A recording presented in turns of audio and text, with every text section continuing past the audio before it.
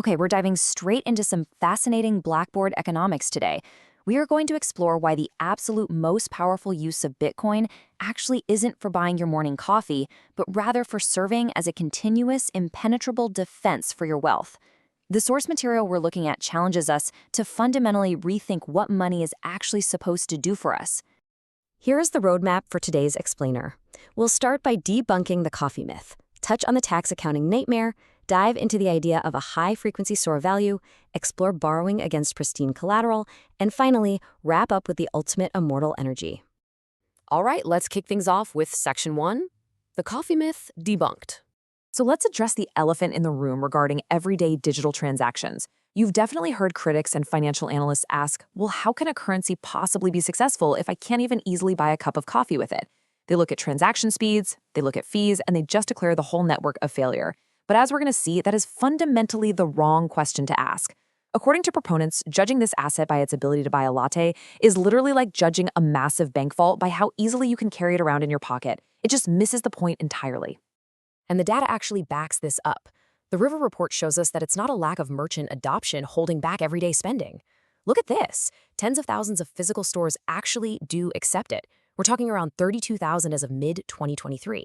Yet a massive 89% of consumers actively choose to hold on to their assets rather than spend them.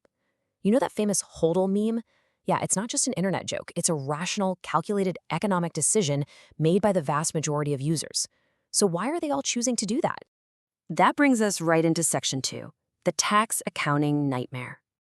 The real reason folks choose to hold comes down to a pretty brutal logistical and legal reality. Honestly, spending it is just a total disaster. Let's walk through what actually happens when you try to use this as daily cash. Because tax authorities like the IRS treat it as property, every single minor microtransaction triggers a highly complex accounting event. Step 1, you buy a $27 coffee. Step 2, you have to meticulously mark the exact dollar cost basis of what you just spent. Step 3, calculate the capital gains based on when you first acquired it. And step 4, boom, you've just triggered a taxable event. Doing this for every Uber ride or pizza delivery, you're blowing up your accounting complexity by an order of magnitude. And to put that into perspective at scale, Michael Saylor presents this brilliant, kind of terrifying hypothetical. Imagine a company spends $100 million of appreciated Bitcoin on business expenses. Doing that could instantly generate a $20 to $30 million tax bill. You are effectively accelerating a century's worth of taxes into a single 12-month window. For this so-called privilege of using a decentralized network for a basic transaction, you're voluntarily handing over a massive chunk of your capital. Based on this analysis, it simply doesn't make any sense. So, moving on to Section 3, high-frequency store value.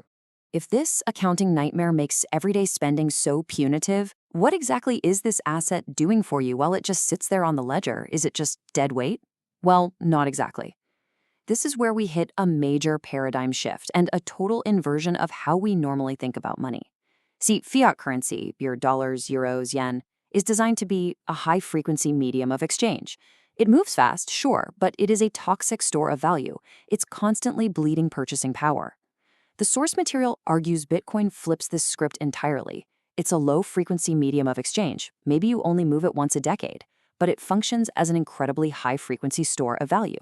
So what does that actually mean? Proponents argue that as a high-frequency store of value, the asset is constantly working for you. Every single second you hold it, it acts like an invisible, high-frequency shield. It's actively defending your life's work from the parasites of inflation and confiscation, and you don't even have to lift a finger. Just because it isn't moving between wallets doesn't mean it lacks utility. In fact, its absolute highest utility is sitting perfectly still and remaining totally uncompromised. Saylor has this really vivid analogy for it. He compares it to vacuum sealing food to protect it from decay. You know, when you want to preserve food, you suck out the oxygen to keep bacteria and pathogens away. Well, with this digital asset, you're taking your monetary energy, which is literally the product of your human time and labor, and you're encrypting it behind an unassailable wall of SHA-256 software security. You are essentially vacuum sealing your wealth, so it will outlast you, completely protected from the natural decay we see in traditional financial systems. And this is the perfect contrast to holding fiat. Uncontrolled money printing acts like a toxic injection right into your economic bloodstream. Saylor points out that injecting massive inflation into a currency is kind of like putting a healthy person on chemotherapy or inducing financial diabetes by just pumping way too much liquidity into the system. It slowly but surely drains the purchasing power you work so hard to build, forcing everyday people into really dangerous yield-chasing behavior just to break even. Okay, let's jump into Section 4, borrowing against pristine collateral. Here's the absolutely crucial point. If spending it is a mistake and its primary job is to be securely held, how do long-term holders, the hodlers, actually extract everyday value from an asset they refuse to ever sell? Well, the strategic playbook revolves around treating it exactly like a wealthy family treats a block of prime New York City real estate. As Saylor puts it, I just put $100 million into the vault, I never take it out, I just borrow against it. You are using it as pristine, highly visible, globally liquid collateral. As we break it down here, the strategic difference between selling and borrowing is like night and day. If you sell, you trigger capital gains taxes, you lose the asset forever, and you wave goodbye to all future appreciation. But if the asset appreciates long-term, borrowing fiat against it lets you access everyday liquidity totally tax-free. You don't recognize income, you generate zero capital gains, and most importantly, you keep 100% of your future upside. Think about it. If your asset grows at 20% a year and your loan costs 5%, you're effectively capturing a 15% arbitrage. It's a game changer. By tapping into emerging crypto money markets, whether they're centralized or decentralized, you can collateralize your digital assets to pay your daily bills. You pledge your crypto, and you get fiat cash or stablecoins to spend. Now, to be completely impartial here, we have to note the risks. This strategy requires incredibly strict management of your loan-to-value ratios. Since the asset is volatile, borrowing too much or using platforms that mark to market too frequently can absolutely lead to your collateral getting liquidated during a sudden price drop. So it's a highly powerful tool, but it requires serious discipline. Finally, let's wrap things up with Section 5, the ultimate immortal energy.